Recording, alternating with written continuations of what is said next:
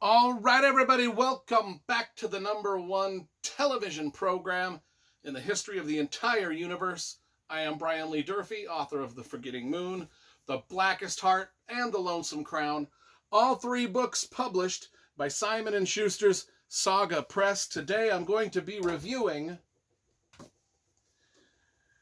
The Highway by C.J. Box, the single most requested book review I do by one of my longtime viewers. Every comment this person ever makes on all of my videos is, when are you going to review The Highway? When are you going to review The Highway? When are you going to review The Highway? I'm finally reviewing The Highway. Okay, so if you've followed my channel for any length of time, you know CJ Box is one of my favorite new writers I've discovered. A couple summers ago, I read the first Joe Pickett novel, Open Season, and I've become a CJ Box fan ever since. I've got all of the CJ Box novels right up here, and we've been reading and reviewing all of the Joe Pickett series for the last 3 years. And, well, this is not part of the Joe Pickett series. This is the Cassie Duell and Cody Hoyt series. This is book number 2 out of 5, I think there is in the series. This one came out in 2013.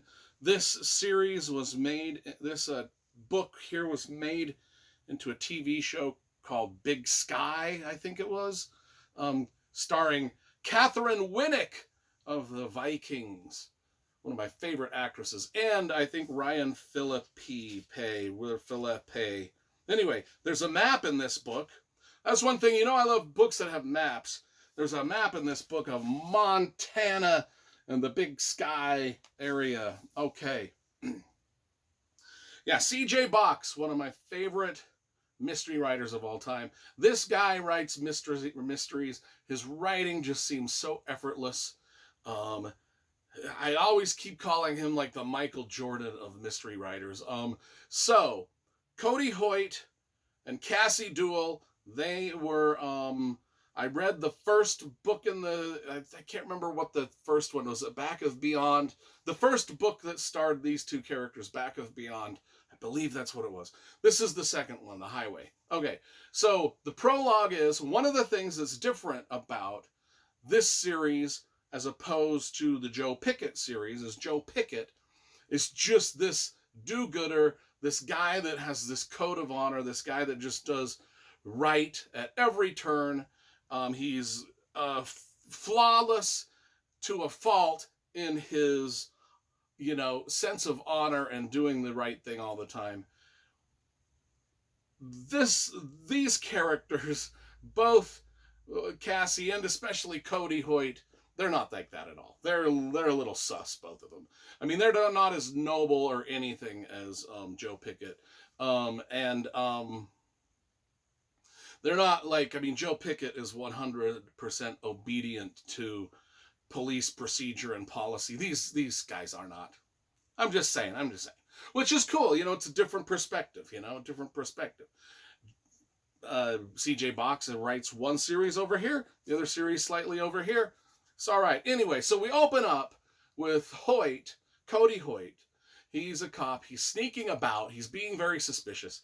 He's returning to a crime scene to plant evidence against a dude he just doesn't like. And Cassie is somewhat wise to the plan.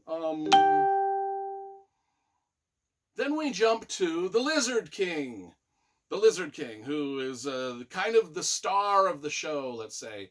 He is, the Lizard King he's self-proclaimed Lizard King.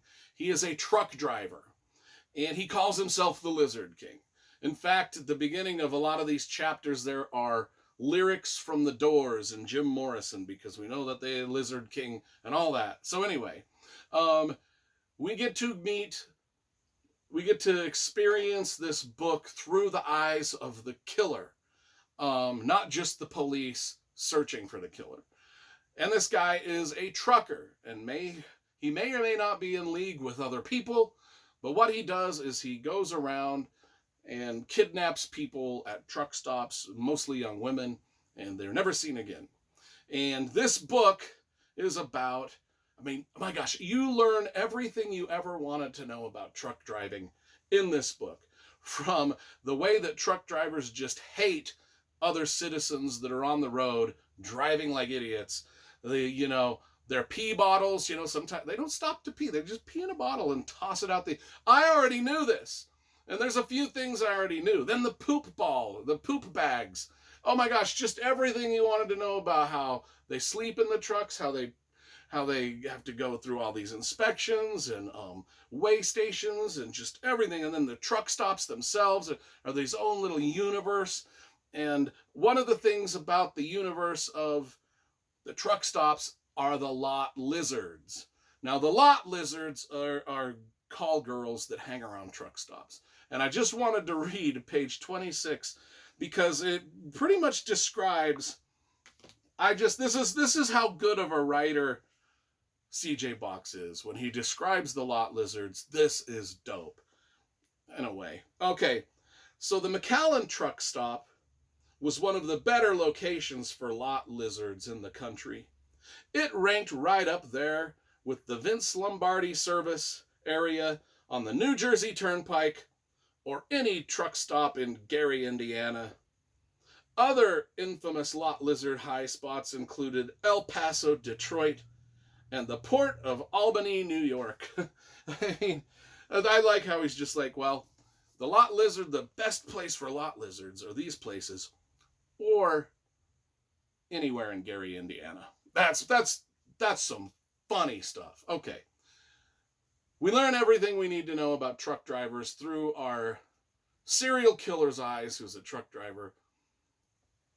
And one of the things, a lot of this stuff I knew because, in my line of work at the prison, working in law enforcement, I've talked to some inmates who were previous truck drivers, and they would tell me about a lot of this stuff. I already kind of knew about the way things went in a truck and how truck drivers sort of tried to skirt all the regulations and all the rules, and about all the lot lizards, and about, all of that stuff, the pee bottles. I mean, in fact, a lot of the inmate road crews go out to clean the sides of the freeways, and they say, literally, folks, 50% of the trash on the sides of the freeways are these pee bottles that the truckers are just tossing out the window because they don't want to stop and pee. I'm just saying. I didn't make this rule. I have never tossed a pee bottle out of my own vehicle. I'm just here to report to you the truth that people have told me, that inmates have told me, and that this book now has confirmed. Okay, so we've got this serial killer. He is kidnapping women off of the highways and freeways of America. And what he's doing with them, we will not say. Where they're going, we will not say. But let's just say that there's two girls, Gracie and Danielle, who are two teenage girls who have kind of snuck away from their parents and go on a road trip to meet a boyfriend who lives in Montana. The boyfriend they're going to meet is Cody. Not Cody. I'll edit that out. His name is Justin. He is the son of Cody, the cop that is, doing the investigations. Anyway, these girls go missing. Gracie and Danielle go missing. Of course, we know why they're missing is because the lot lizard, the serial killing truck driver, has snatched them up. And that's kind of the basis of the whole plot. One thing was I was kind of like reading this and thinking to myself, I don't like this as nearly as much as I love the Joe Pickett series. I love the Joe Pickett series. I've read like 17 Joe Pickett novels now. I'm totally invested in Joe Pickett, the game warden, the whole thing in Wyoming, his whole family, all of the daughters that he's raised. I love that family, the Joe Pickett family, and all the adventures they've been through. And I don't know Cassie Duell or Cody Hoyt, these police, that much, nor their families, like this kid Cody, or this kid Justin. and the girlfriends that go missing. I'm just like, I'm kind of like, I'm not as invested in the story as much. And then we get to the ending, and the ending made up for all of my misgivings and all of my sort of, this isn't as good as Joe Pickett. This ain't as good as Joe Pickett. Not as good as Joe Pickett. Not as for and then the ending came along and I was like, holy hell. I did not see the ending coming. It was shocking. Not at all tidy and happy and all wrapped up in a bow like the Joe Pickett endings. And the ending really redeemed this book. I was going to give this about a 7.5 out of 10 because it was entertaining me, and it was CJ Box, and it was pretty good, but it just wasn't magnificent like Joe Pickett. And then the ending came and I was like, "Oh my god. That ending was killer." I got to give this 9.5 out of 10. The ending bumped it up. And that rarely happens. But the ending was dope. So that's my review of The Highway for the one viewer who has been dreaming of this day for years and years. It has finally come. And that is the review that I have served up to you all. So I hope everybody needs to be reading CJ Box, though.